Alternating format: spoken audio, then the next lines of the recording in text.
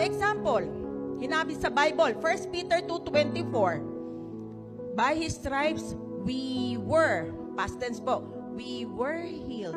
Nag-agree ka, yes Lord, nag-a-agree po ako sa iyong mga sugat, ako'y gumaling. It pleases God. Miracles can happen. Blessings can happen. Sabi sa Bible, small as mustard seed, kasing liit lang ng mustard seed.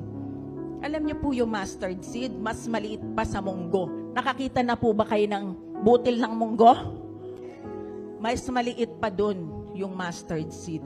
Yun lang ang kailangan mo para gumana yung faith sa born again spirit mo. Pastora, bakit sinasabi nila, hoy, kailangan malakas ang pananampalataya mo, kailangan malaki yung faith mo. Hindi po yung measure ng faith yung sinasabi doon, kundi paano mo e-express yung faith na nandoon sa born again spirit mo, e-express mo ng big time. So express, kahit mustard seed dyan, napakahalaga niyan. Kasi faith ni Jesus Christ ang nilagay sa born again spirit mo. Amen?